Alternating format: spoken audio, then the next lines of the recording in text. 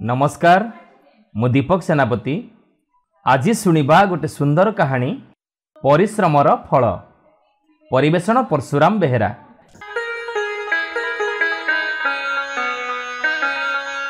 गोटे गाँव रे गोटे कृषक रहुथिला।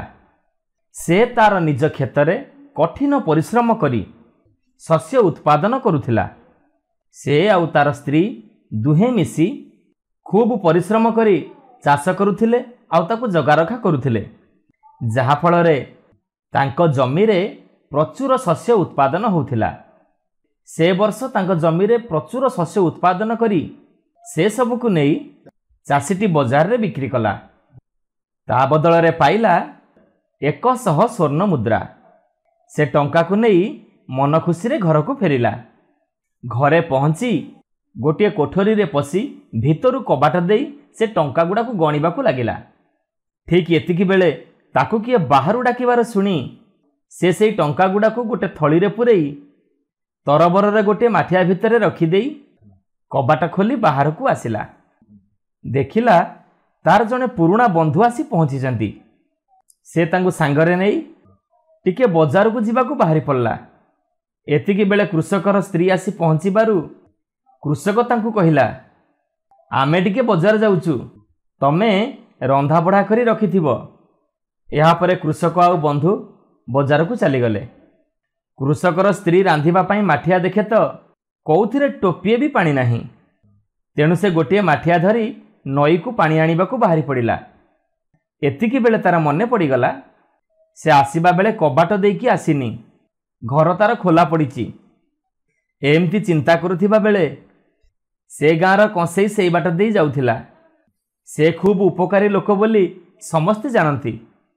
एणु से ताकू कहिला, भाईना मते माठिए पानी आनी दबो कि? मु आम घर खोला करी आसीची, एउठु मु फेरी जांती। कंसेई एथिरे राजी हेई माठियाटी ता हातरू नेई नई आड़ को चलिला। बाटरे जाऊ जाऊ से माठिया भितरे झणझण शब्द सुनी देखे तो ता भितरे गोटे थली, आउ थली भितरे पुळाए खंड सुना मोहर। कंसेई माठियाटाकू सेठी फपाड़ी देई सुना मोहर तक धरी आनंद मनरे सहर आड़ को चलिला। बाटरे जाऊ जाऊ से जनगोठार गोटे छेली किणी सांगरे धरी बाट चलिला। हठात ता मुंड को आसीगला जे मु केडे निर्बोध, एते गुड़ाए टंका धरी मु खोला खोली भाव बाट चलुची। चोर डकायत भय तो अच्छी। एणु ए सब टंका को कौटी लुचेबा को पड़िबो। एमती चिंता करी से टंका ब्यागटाकू सांगरे नौथिबा छेली को जोर करी खुआई देला एवं से छेली को सांगरे धरी चलिला। आउ बाटरे जिबा बेले से ता पुओ को भेटिला। आउ ताकू देखी कंसेई कहिला, पुओ रे ए छेलीटाकू तू घर को नहीं जा। ए छेली को खूब जत्न रखिथिबु, कारण याकू मु 2 स्वर्ण मुद्रा देई किनिची। कंसेई पुओ एथिरे हाँ भरी छेली को नहीं घर मुहा ही चलिला। बाटरे से कृषकर भेट होईगला से कंसेई पुओ सहित। कृषकटी कहिला, एटा खूब हुष्टपुष्ट छेली। अरे बाबा एटा को तू बिकिबु कि? अच्छा कहलु केते दाम नबु? कंसेई पुओ कहिला, 4 स्वर्ण मुद्रा, राजी तो? कृषक राजी हेला आउ 4 स्वर्ण मुद्रा देला। आउ छेलीटी को सांगरे धरी घर को फेरिला। कंसेई पुओ भी खुशी, संगे संगे 2 गुणा लाभ।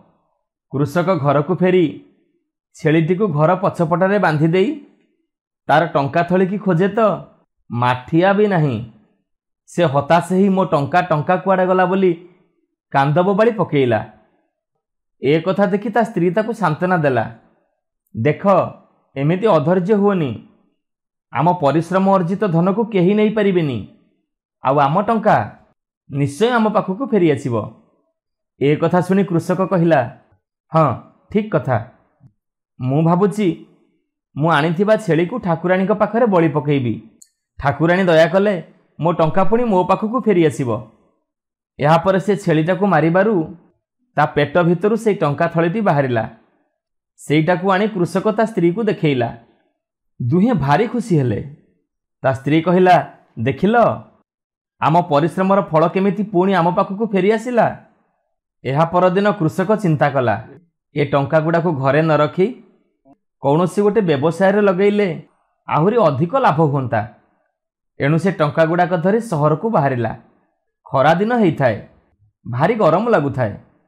ବାଟରେ ଯାଉ ଯାଉ ସେ ଗୋଟେ ପୋଖରୀ ଦେଖି ଗାଧେଇବାକୁ ମନ କଲା। ଏଣୁ ସେ ଟଙ୍କା ଥଳି ଆଉ ତା ଲୁଗାପଟାକୁ ସେଇଠି ରଖି ସେ ଗାଧେଇବାରେ ଲାଗିଲା। ଏତିକି ବେଳେ ଗୋଟେ ଛେଳି ଚରାଳି ସେଇ ବାଟ ଦେଇ ଯାଉଥିଲା।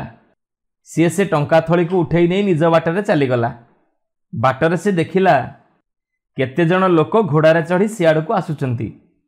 ଛେଳି ଜଗୁଆଳି ଭାବିଲା ଏଇମାନେ ହେଉଛନ୍ତି ନିଶ୍ଚୟ ଡକାୟତ। ଏଣୁ ସେ ଚଟାପଟ ଟଙ୍କା ବ୍ୟାଗଟାକୁ ପାଖରେ ଥିବା ଗୋଟେ କୂଅରେ ପକାଇ ଦେଇ ଦୂରକୁ ଚାଲିଗଲା। ଏଣେ କୃଷକଟି ଗାଧେଇ ସାରି କୂଳକୁ ଉଠି ଦେଖେ ତ ତା ଟଙ୍କା ଥଳିଟି ଆଉ ନାହିଁ। ସେ ବିକଳ ହେଇ ଏଣେ ତେଣେ ଖୋଜିବାକୁ ଲାଗିଲା। ଏତିକି ବେଳେ ମାଡ଼ି ଆସିଲା ପ୍ରବଳ ପବନ, ତୋଫାନ, ଘୂର୍ଣ୍ଣିଝଡ଼। ସେଇ ପବନରେ ତା ଗାମୁଛାଟି ତା ମୁଣ୍ଡରୁ ବାହାରି ଉଡ଼ିଯିବାରୁ ସିଏ ତା ପଛେ ପଛେ ଧାଇଁବାରେ ଲାଗିଲା। ଆଉ ଦୁର୍ଯୋଗକୁ ସେଇ ଭଙ୍ଗା କୂଅରେ ଖସି ପଡ଼ିଲା। କୂଅ ଭିତରେ ପଡ଼ି ଦେଖେ ତ ତା ଟଙ୍କା ଥଳିଟି ସେଇଠି ପଡ଼ିଛି। ସେ ଖୁସି ହେଇ ଟଙ୍କା ଥଳି ଧରି ଘରକୁ ଫେରିଲା। ଆଉ ସେ ତା ସ୍ତ୍ରୀ ଆଗରେ ସବୁ କଥା କହିଲା। କୃଷକର ସ୍ତ୍ରୀ କହିଲା, ମୁଁ ତମକୁ ଏକଥା ଆଗରୁ କହୁନି କି, କଠିନ ପରିଶ୍ରମ ଅର୍ଜିତ ଫଳକୁ କେବେ ବି କେହି ନେଇପାରିବେନି। ଆମର ଝାଳବୁହା ଧନ ବୋଲି ଠାକୁରେ ତାହା ଆମକୁ ପୁଣି ଫେରେଇ ଦେଲେ। ଏହାପରେ 2 ଜଣ ଯାକ ସ୍ୱାମୀ ସ୍ତ୍ରୀ ଭକ୍ତିର ସହିତ ଭଗବାନଙ୍କୁ ପ୍ରଣାମ ଜଣାଇଲେ। ନମସ୍କାର, ମୁଁ ପ୍ରଦୀପ ମଲ୍ଲିକ। ଆଜି ଶୁଣିବା ଗୋଟେ ପୁରାତନ କାହାଣୀ 1, 2, 3, 4, 11, 12।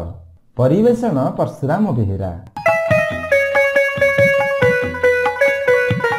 ଗୋଟିଏ ରାଇଜରେ ଏକ ରାଜା ଥାଆନ୍ତି। ତାଙ୍କ ରାଣୀ ତାଙ୍କୁ ସବୁଦିନ କହନ୍ତି, ଗୋଟାଏ କଥା କହିଲ ନାହିଁ। ରାଜା ଦିନେ ଅତି ବ୍ୟସ୍ତ ହୋଇ କହିଲେ, ଯେବେ ମୋ କଥାର ଉତ୍ତର ନ ଦେବୁ ତେବେ ଶୂଳି ପାଇବୁ। ରାଣୀ ମନେ ମନେ ବିଚାରିଲେ, ରାଜା କ'ଣ ସତରେ ମୋତେ ଶୂଳିରେ ଦେବେ? ରାଣୀ କହିଲେ, ହଉ। ସେଥିରୁ ରାଜା କହିଲେ, 1, 2, 3, 4, 5, 6, 7, 8, 9, 10, 11, 12। ଏ କଥାକୁ କହି ନ ପାରିଲେ ଗାଁ ବାହାରେ ନେଇ ମାର। ରାଣୀ ଏଥର ଉତ୍ତର ଦେଇପାରିଲେ ନାହିଁ। ରାଜା ତ ଏକ ବୁଝା, ଯାହା ବୁଝିଛନ୍ତି ସେ କଥା ଆଉ ନ ଫେରେ। ମନ୍ତ୍ରୀଙ୍କୁ ହୁକୁମ ଦେଲେ, ରାଣୀକୁ ନେଇ ଶୂଳିଆ ପଦାରେ ଶୂଳି ଦେଇ ରକତ ଆଣିଲେ ମୁଁ ଚିତା କଲେ ମଣେ ହେଇକି ଯିବି। ମନ୍ତ୍ରୀ ଏହା ଶୁଣି ବଡ଼ ତଟସ୍ଥ ହେଲେ। ପଛାନ୍ତେ ରାଜା କହିଲେ, ମୋତେ ରାଣୀର ରକତ ଆଣି ନ ଦେଲେ କାଲି ସକାଳେ ତୁମେ 100 ବଂଶେ ହାଣ ଖାଇବ। ମନ୍ତ୍ରୀ ରାଣୀକୁ ନେଇ ଶୂଳିଆ ପଦାକୁ ଗଲେ। ବାଟରେ ରାଣୀ ମନ୍ତ୍ରୀଙ୍କୁ କହିଲେ, ମୁଁ 6 ମାସର ଗର୍ଭ ହୋଇଛି। ମୋତେ ତୁମେ ଶୂଳି ଦେଲେ ସ୍ତ୍ରୀ ହତ୍ୟା, ବାଳକ ହତ୍ୟା ଦୋଷ ଲାଗିବ। ମୋତେ ଶୂଳି ଦିଅ ନା, ମୁଁ ତମ ଧରମ ଝିଅ ହେଲି। ମନ୍ତ୍ରୀ ଏହା ଶୁଣି ରାଣୀକୁ ନେଇ ଆପଣା ଘରେ ରଖିଲେ। ଏଣେ ଗୋଟେ ଚଢ଼େଇ ମାରି ତାର ରକତ ଆଣି ରାଜାଙ୍କୁ ଦେଲେ। ରାଜା ରକତ ଚିତା ଘେନି ମଣେଇକି ଗଲେ। ରାଣୀ ମନ୍ତ୍ରୀଙ୍କ ସଙ୍ଗେ ଧରମ ଝିଅ ହୋଇଥାନ୍ତି। ରାଣୀ କହିଲେ, ମୋତେ ବଣରେ ନଅର କରିଦିଅ, ମୁଁ ରହିବି। ମନ୍ତ୍ରୀ ଅଗନା ଅଗନି ବଣ ଭିତରେ ଉତ୍ତମ ସୁନ୍ଦର ନଅରଟିଏ ତୋଳିଦେଲେ। ରାଣୀ ସେଇଠିକି ଯାଇ ରହିଲେ। ନଅର ଭିତରେ କୂଅ, ପୋଖରୀ, ଦୋକାନ ସବୁ କରିଦେଲେ। ଚାହୁଁ ଚାହୁଁ ଆସି 10 ମାସ 10 ଦିନ ପୁରିଲା। ରାଣୀ ଗୋଟିଏ ଉତ୍ତମ ସୁନ୍ଦର କୁମାର ଜନ୍ମ କଲେ। ପୁଅ ଦିନକୁ ଦିନ ବଢ଼ିଲା। ପଢ଼ୁ ପଢ଼ୁ 4 ମାସରେ 4 ପାଠ ହାସଲ କଲା। ଦିନେ ପଢ଼ୁ ପଢ଼ୁ ରାଜା ପୁଅର ଖଡ଼ି ଗଡ଼ିଗଲା। ସାଙ୍ଗ ପାଠୁଆଙ୍କୁ କହିଲା, ମୋ ଖଡ଼ି ଟିକେ ଗୋଟେଇ ଆଣିଦିଅ। ସାଙ୍ଗ ପିଲାଏ କହିଲେ, ତୁ ଅଣ ବାବୁଆ, ତୋ ଖଡ଼ି ଆମେ ଉଠେଇ ଆଣି ଦେବୁ ନାହିଁ। ଏହା ଶୁଣି ରାଜା ପୁଅ ମନରେ ରାଗ ହେଲା। ଘରକୁ ଆସିଲା। ଗୋଟାଏ ଘରେ ମୂଷାମାଟି ଭଣ ଭଣ, ବିରାଡ଼ି ଗୁହ ସଣ ସଣ। ସେଇ ଘରେ କବାଟ କିଳି ମୁହଁ ମାଡ଼ି ଶୋଇଲା। ଖିଆ ନାହିଁ, ପିଆ ନାହିଁ। ଦିନ ହେଲାଣି ଆସି 2 ପହର। ରାଣୀ ଆସି କବାଟ ପାଖରେ ଡାକିଲେ, ପୁଅ ହଜି ଯାଇଥିଲେ ଖୋଜେଇ ଦେବି, ଭାଙ୍ଗି ଯାଇଥିଲେ ଗଢ଼େଇ ଦେବି। ତୋତେ କି କଥା ଅପୂର୍ବ, ତୁ କବାଟ ଫିଟା। ରାଜା ପୁଅ କହିଲା, ସତ୍ୟ କର, ମୁଁ ଯାହା ପଚାରିବି ତୁ ମୋତେ ସତ କହିବୁ। ମୁଁ ତେବେ ଯାଇ କବାଟ ଫିଟେଇବି। ରାଣୀ ସତ୍ୟ କଲେ। ରାଜା ପୁଅ ଗାଧେଇ ପାଧେଇ ଗଣ୍ଡେ ଖାଇଲା। ଖାଇସାରିଲାରୁ ମା ସବୁ ପୂର୍ବ କଥା କହିଲା। ପଛକୁ କହିଲା ଯେ ତୋ ବାପା ଦିନେ ମୋତେ ପଚାରିଲେ 1 2 3 4 5 6 7 8 9 10 11 12 ଏ କଥାକୁ କହି ନ ପାରିଲେ ଗାଁ ବାହାରେ ନେଇ ମାର। ସବୁ କଥା କହିଗଲେ। ତେବେ ସୁଦ୍ଧା ରାଜା ପୁଅ ମନରେ ବିଶ୍ୱାସ ହେଲା ନାହିଁ। ଯାଇ ମନ୍ତ୍ରୀଙ୍କୁ ସତ୍ୟ କରାଇଲା। ମନ୍ତ୍ରୀ ସବୁ ପୂର୍ବ କଥା କହିଲେ। ରାଜା ପୁଅ ମାଆକୁ କହିଲା ମୋତେ କିଛି ଖରଚ ଦେ, ମୁଁ ବିଦେଶ ଯିବି। ଏ କଥାର ଉତ୍ତର ଆଣିବି, ଘରକୁ ଆସିବି। ରାଣୀ କେତେ ମନା କଲେ। ରାଜା ପୁଅ ଏକା ଜିଦି ଧରିଲା। ଖରଚପତ୍ର ନେଇ ମନ୍ତ୍ରୀଙ୍କ ଘୋଡ଼ାଶାଳରୁ ପକ୍ଷୀରାଜ ଘୋଡ଼ା ନେଇ ପାଗପାଟୁକା ବାନ୍ଧିଲା। 4 ହତିଆର ବାନ୍ଧି ବିଦେଶ ଗଲା। ଯାଉ ଯାଉ ଆଉ ଏକ ରାଇଜ ପଡ଼ିଲା। ସେ ରାଇଜରେ ଜେମା ଦେଇ କଳା ଧଳା ନାଲି 3 ଗାର ଆଗରେ କାଟି ଦେଇ ବସିଛି। ଏ ଗାରକୁ ଡେଇଁ ମୋତେ ପାଠରେ ଯେ ଜିଣିବ, ମୁଁ ତାକୁ ବିବାହ ହେବି, ଏପରି ସତ୍ୟ କରିଛି। ରାଜା ପୁଅ ସେ ଗାରକୁ ଡେଇଁ କରି ଗଲା। ରାଜା ଝିଅ ସାଙ୍ଗରେ ରାଜା ପୁଅର ପାଠ ପରୀକ୍ଷା ହେଲା। ରାଜା ପୁଅ ଜେମାକୁ ପାଠରେ ଜିଣିବାରୁ ଜେମା କହିଲା ମୁଁ ତୁମକୁ ବିବାହ ହେବି। ରାଜା ପୁଅ କହିଲା ମୁଁ ଯେଉଁ କଥାର ଉତ୍ତର ନେବାକୁ ଆସିଛି ସେ କଥା ନ ମିଳିଲେ ମୁଁ ବିବାହ ହେବି ନାହିଁ। ରାଜା ଝିଅ କହିଲା ମୁଁ ତମ ଦେଶକୁ ଯାଏ, ଏ କଥାର ଉତ୍ତର ଦେବି। ଜେମା ଏ କଥା ସତ୍ୟ କଲାରୁ ରାଜା ପୁଅ ବିବାହ ହେଲା। ବହୁ ଯାନବାହନ ଚତୁରଙ୍ଗ ବଳ ପାଲିଙ୍କି ପାଟଛତା ହାତୀ ଘୋଡ଼ା ସହ ଜେମାକୁ ନେଇ ଆପଣା ଦେଶକୁ ଗଲା। ରାଜା ଦେଖି ମନରେ ବିଚାରିଲେ କିଏ ସେ? ମନ୍ତ୍ରୀ କହିଲେ ମୋ ଝିଅର ପୁଅ ବିବାହ ହେବାକୁ ଯାଇଥିଲା, ବିବାହ ହେଇ ଘରକୁ ଆସିଲା। ଘରେ ପଶି ରାଜା ଝିଅ ମନ୍ତ୍ରୀଙ୍କୁ କହିଲା ରାଜାଙ୍କ ନଅର ଆଗରେ ଆମର 7 ପୁର କରି ନଅର ତୋଳା। ରାଜାଙ୍କ ବଗିଚା ଆଗରେ ଆମର 7 ପ୍ରକାର କରି ବଗିଚା କର। ରାଜା ପୁଅ ଓ ମୁଁ ଆମେ ଦିହେଁ ଯାକ ସେଇଠି ରହିବୁ। ସେ କହିଲା ସାଙ୍ଗେ ସାଙ୍ଗେ ନଅର ବଗିଚା ସବୁ ହେଲା। ନଅର ବଗିଚା ସବୁ ହେଲା। ରାଜା ପୁଅ ଓ ଝିଅ ଦୁହେଁ ଯାକ ସେଇଠି ରହିଲେ।